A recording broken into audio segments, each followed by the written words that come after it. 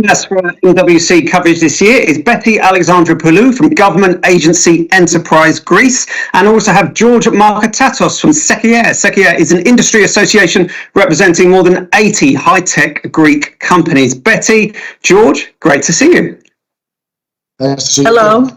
Betty, if I can come to you first. Now, of course, Greece's image to the world, well, that's improved significantly since 2019. Digital transformation and innovation is a major cornerstone of the administration's overall plan for really pulling the country out of recession and shifting to development and prosperity. With that in mind, Betty, what are some of the key characteristics of the Greek technology ecosystem? What are the main initiatives and drivers?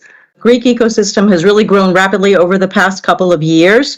Greece has emerged into a regional hub for innovation and technology. We've seen the likes of Amazon, Microsoft, and most recently Google investing heavily in cloud computing and related services in Greece, which helps the infrastructure.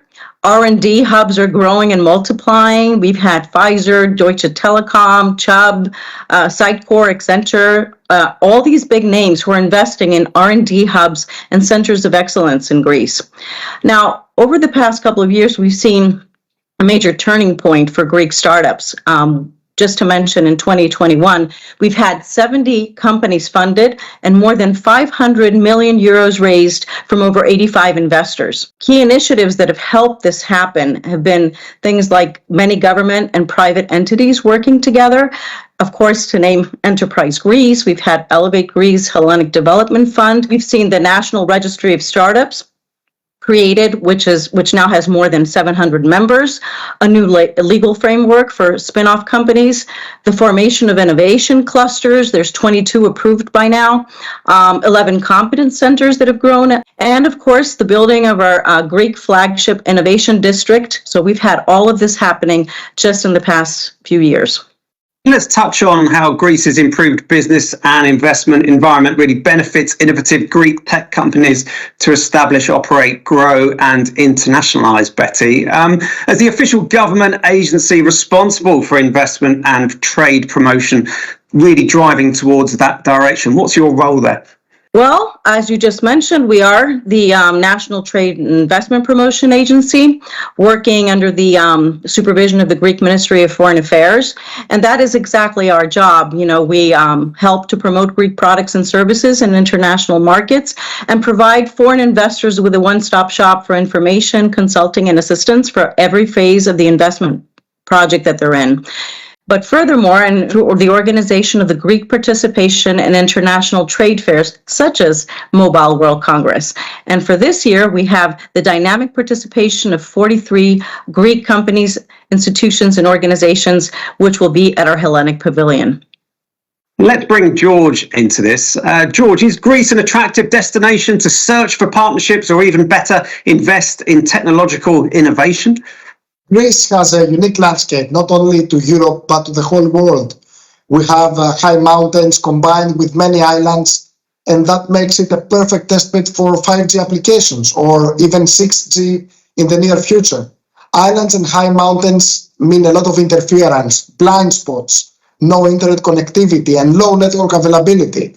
As a result, if you invest in Greece in order to build and test an application, you get a feel that you can actually stress test any possible scenario and get sensible results out of it. This becomes even more important if you're building a cloud application that will be distributed globally. Tech companies in Greece have heavily invested in the past in technologies to bypass these problems. Combine this experience with microsatellites, 5G and 6G projects, and generate consortia and cooperations with larger or smaller Greek organizations and produce the best result possible. And George, I'd be fascinated to get some personal experience from you as well. I mean, what sort of traits and leadership skills does a Greek entrepreneur possess after more than 10 years of recession in the country? Coming from the heart of an entrepreneur, these 10 years have been difficult, very difficult. We had to keep low costs while innovating in an annual basis in order to compete to a global scale with international players. We had to be fair and humble towards our employees to keep them in Greece and in our companies. As you may already know, brain drain was a major problem of this past decade. We had to be creative in order to deliver products and projects within the deadlines posed using less hard-to-find resources. Overall, I can safely say that we have evolved our creativity and humility skills. Combine this with a high level of expertise dispersed by the universities to the Greek ecosystem, and you get highly trained professionals with the right mix of leadership skills in order to innovate and disrupt. George, Betty, thank you very much for sharing your thoughts on the strength of Greek tech innovation. Thank you.